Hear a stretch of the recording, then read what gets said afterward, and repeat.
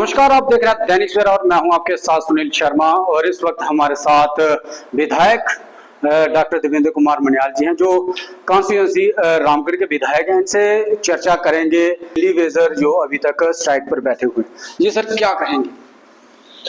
देखिए, दिल्ली वेजर्स जो है किसी भी डिपार्टमेंट के हों, चाहे वो पीडीडी के हैं, पीएचई के हैं, मुख्यतः पीएचई विभाग के दिल्ली वेजर्स हैं। और जब हमारी सरकार थी, पीडीपी और बीजेपी का अलायंस था, तो उस वक्त एक बहुत बड़ी एक्सरसाइज की गई थी।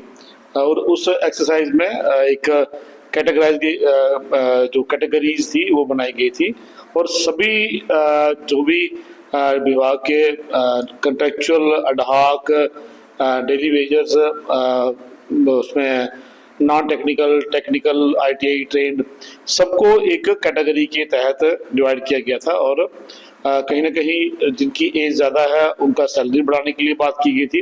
जो यंग है, क्वालिफाइड है, उनको रेगुलराइज करने की बात की गई थी। और जो किसी भी प्रोसेस को बिना फॉलो किए हुए बने हैं उनको अदर्स की कैटेगरी दी गई थी। और एक उस समय के हमारे फाइनेंस मिनिस्टर द्राबू साहब, जो हसीब द्राबू साहब फाइनेंस मिनिस्टर थे, सीएम के साथ मिलके, डिप्टी सीएम उस वक्त के निर्मल सिंह जी, सबने मिलके एक बड़ा अच्छा एक प्लान बनाया था। लेकिन बदकिस्मती से सरकार नहीं चली और वो मामला बीच में ही अटका हुआ रह गया। उसके बाद गवर्नर का रूल आया, एक गवर्नर आए, दूसरे आए, उसके बाद यूटी बनी, लेकिन ये मसला हल नहीं हो पाया।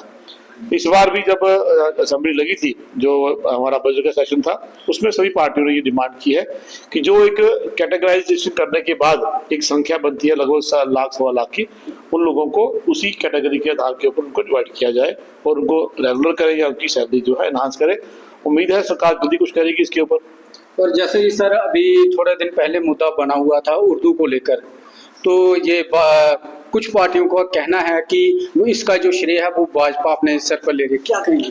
देखिए, उर्दू एक बहुत ही बेहतरीन भाषा है, बहुत ही स्वीट लैंग्वेज है। और हमारे प्रदेश में जब ये राज्य था तो वो एक ऑफिशियल लैंग्वेज के तौर के ऊपर उसको इस्तेमाल किया जाता था। और रेवेन्यू रिकॉर्ड जो है वो 100% हमारा उर्दू में ही होता था, इसमें कोई दो राय नहीं है।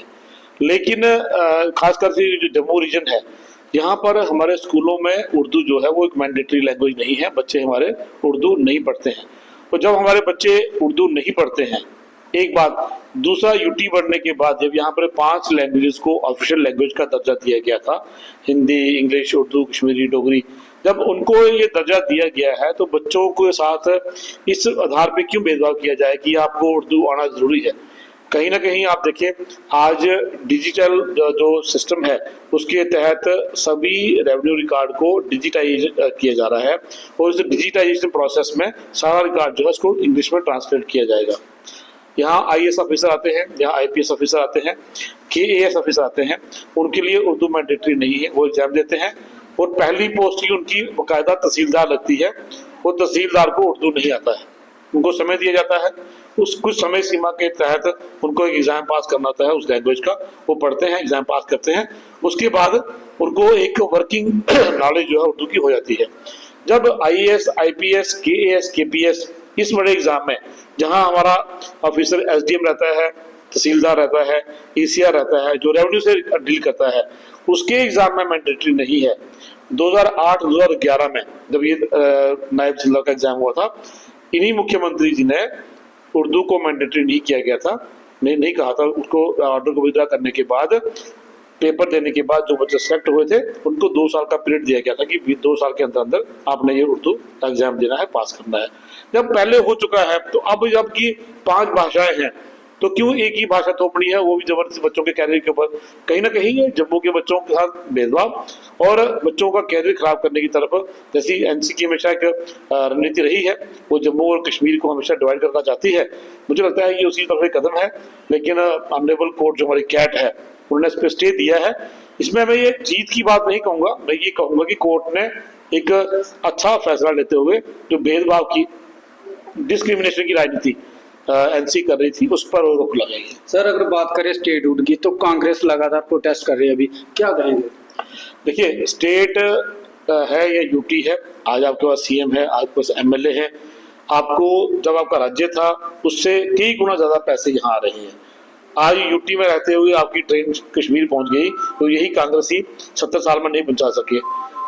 आज यूटी बनने के बाद यहाँ एम्स का इनॉग्रेशन होता है, आज आईआईटी कश्मीर में बनाने की बात आती है, कश्मीर के अंदर अलग से कैंसर हॉस्पिटल बनता है, कश्मीर के अंदर रोड नेटवर्क मजबूत होता है, कश्मीर के बच्चे जो हैं देश के किसी भी कोने में जाके पढ़ सकते हैं।